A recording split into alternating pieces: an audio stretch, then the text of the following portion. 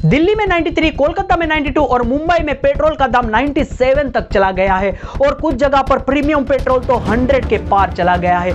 इसी बीच हमारे पीएम नरेंद्र मोदी आते हैं और इस सारे प्रॉब्लम का कसूरवार पिछले सरकार को दे देते हैं, पर वो ये क्लियर नहीं करते कि पिछले सरकार का मतलब 2019 से पहले का सरकार या फिर 2014 के पहले का। मैं कुछ ही मिनटों में आप लोगों को पेट्रोल और डीजल के प्राइस हाइक के इशू के बारे में समझाने की कोशिश करूंगा और मैं इसी तरह इंफॉर्मेटिव वीडियो हमेशा बनाता हूं, इसलिए प्लीज इस चैनल को सब्सक्राइब करना और इस वीडियो को जरूर से शेयर करना ताकि इन सारे फेक न्यूज से लोग बच सके। इस पूरे इशू को समझने के लिए हमें पहले यह समझना होगा कि इंडिया में पेट्रोल और डीजल का प्राइस का रेट का डिस्ट्रीब्यूशन कैसे होता है। इसे समझने के लिए हम जनवरी 1 के दिल्ली के पेट्रोल प्राइस को एग्जांपल के तौर पर लेते हैं, जो कि था 84 रुपीस। और आप जान के दंग रह जाएंगे कि उस वक्त पेट्रोल का बेस प्राइस जो था सिर्फ और सिर्फ 27 रुपीस था। आपके मन में एक सवाल आएगा कि इतना कम पैसा था तो फिर हमें क्यों इतना ज्यादा देना पड़ रहा है, क्योंकि उसके ऊपर जो सेंटर का एक्साइज ड्यूटी है वो करीब 33 रुपीस है और उसके ऊपर जो डीलर का कमीशन है 3.63 रुपीस। सिर्फ इतना ही नहीं, और वहां पर जो स्टेट गवर्नमेंट है वो भी अपना भाट लेता है करीब 20 रुपीस। और इसी तरह से जो बेस प्राइस 27 रुपीस है वो करीब 200% बढ़ जाता है और हो जाता है 84 रुपीस, जो आपको पेमेंट करना ही पड़ता है। सेंट्रल गवर्नमेंट हो या फिर स्टेट गवर्नमेंट हो, उनका सबसे बड़ा इकोनॉमी का सोर्स होता है petroleum tax, liquor tax and custom duty. इसलिए इन चीजों के ऊपर गवर्नमेंट ज्यादा टैक्स लगाता है। बाकी सब तो सही है, पर पेट्रोलियम के ऊपर जब टैक्स बढ़ता है इसका सीधा सीधा असर हमारे देश के मिडिल क्लास फैमिली और लोअर क्लास फैमिली के ऊपर पड़ता है। और अगर पेट्रोलियम के ऊपर टैक्स बढ़ता है तो पेट्रोल, डीजल, एलपीजी जैसे सारे पेट्रोलियम प्रोडक्ट के रेट आसमान छूने लगते हैं और इसका डायरेक्ट असर हर एक व्यक्ति के ऊपर पड़ता है। अब आप में से कुछ लोग ये पूछेंगे कि पेट्रोल डीजल का प्राइस बढ़ता है तो हमें क्या फर्क पड़ता है, हम तो गाड़ी तक नहीं चलाते। पर मैं आप लोगों को ये बता दूं कि इसका असर हर एक जगह पर दिखता है। जब पेट्रोल डीजल प्राइस बढ़ जाता है, ट्रांसपोर्ट सिस्टम का पूरा चार्ज ऊपर चला जाता है। मेडिकल जाने का, स्कूल जाने का, कॉलेज जाने का, वेजिटेबल तक लाने ले जाने का प्राइस बढ़ जाता है। मेडिसिन के प्राइस बढ़ जाते हैं और इसका सीधा सीधा असर हमारे प्राइमरी चीजों के ऊपर ज्यादा पड़ता है, जो कि डायरेक्ट लिंक है ट्रांसपोर्ट सिस्टम के ऊपर। जैसे कि दूध का प्राइस हाई हो जाता है, मेडिसिन का प्राइस हाई हो जाता है, आलू, प्याज, हर एक चीज में इसका प्राइस ज्यादा से ज्यादा दिखता है। तो क्या ये प्राइस आपको कहीं पर असर करता है? पर इसका कसूरवार कौन है, पिछला सरकार या अब का सरकार? मोदी जी ने तो पूरा का पूरा जिम्मेदारी पिछले सरकार को दे दे के अपने से पल्ला झाड़ लिया। पर क्या वो सही थे? बिल्कुल नहीं। उनके हिसाब से पिछले सरकार ने ऐसा कोई भी इंफ्रास्ट्रक्चर नहीं किया था जिससे कि पेट्रोलियम का इंपोर्ट देश के लिए घटाया जा सके, और इंपोर्ट बढ़ा भी है, ये बात पूरी तरह से सही है। पर मोदी जी को बस एक सवाल, जब इंटरनेशनल मार्केट में क्रूड ऑयल या फिर कहीं की पेट्रोलियम ऑयल का जो रेट है वो घटा है, तो फिर इंडिया में इसका प्राइस कैसे बढ़ रहा है?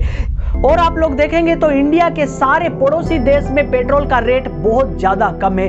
पाकिस्तान, नेपाल, भूटान, बांग्लादेश तक का प्राइस इंडिया से बहुत ही ज्यादा कम है। और एक ऐसा भी न्यूज आया है कि लोग बांग्लादेश से भी पेट्रोल ब्लैक में इंपोर्ट करते हैं, क्योंकि वहां का पेट्रोल इंडिया से सस्ता पड़ता है। और एक बात जो कि मोदी जी ने कहा, इथानॉल का यूज, मैं आपको यहां पर यह क्लियर कर देना चाहता हूं कि 2014 से पहले इंडिया का जो टोटल फ्यूल रिसोर्स था उनमें से 20% इथानॉल बेस्ड था। पर 2014 के बाद यह आंकड़ा गिर के 14% हो गया। अब सबसे बड़ा सवाल यह आता है कि आपने तो पिछले सरकार को सारे के सारे जिम्मेदारी दे दिए, पर पिछले 7 साल से आपने इस इथानॉल रिसोर्स के ऊपर ध्यान क्यों नहीं दिया? हाँ, यह बात भी सही है कि पिछले सरकार ने रिन्यूएबल सोर्सेस के ऊपर कोई भी ध्यान नहीं दिया था, पर आप 7 साल से सत्ता में हैं, आपने क्या किया? गोवा में इतने सारे जंगल काट के कोल प्रोडक्ट को बढ़ावा दिया, क्या यह गलत नहीं था?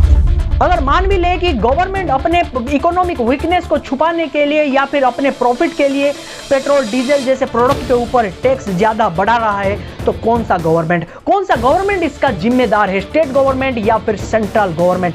मैं ये बात यहां पर क्लियर कर देना चाहता हूं कि दोनों ही गवर्नमेंट बराबर रूप से अपना टैक्स लेते हैं और इसीलिए स्टेट गवर्नमेंट और सेंट्रल गवर्नमेंट दोनों ही इस प्राइस हाइक के बराबर जिम्मेदार हैं।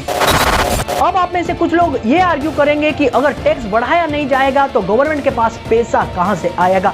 गवर्नमेंट जो फ्री में बहुत सारी चीजें डिस्ट्रीब्यूट करता है उसके लिए पैसे कहां से आएंगे? अगर आप भी उनमें से हैं तो आप पूरी तरह से गलत हैं। इकोनॉमी को ग्रोथ करने का मतलब ये नहीं है कि गवर्नमेंट अपने ही लोगों के जेब से पैसा लेके इकोनॉमी के ग्रोथ को दिखाए। इसका मतलब ये है कि इंफ्रास्ट्रक्चर में बढ़ावा देना चाहिए, टेक्नोलॉजी में बढ़ावा देना चाहिए, गवर्नमेंट को टूरिज्म में बढ़ावा देना चाहिए और वहां से पैसा इकट्ठा करना चाहिए, एक्सपोर्ट को बढ़ावा देना चाहिए, तब जाके इंडिया के इकोनॉमी स्ट्रांग होगा और गवर्नमेंट के पास बाकी चीजों के लिए पैसा होगा।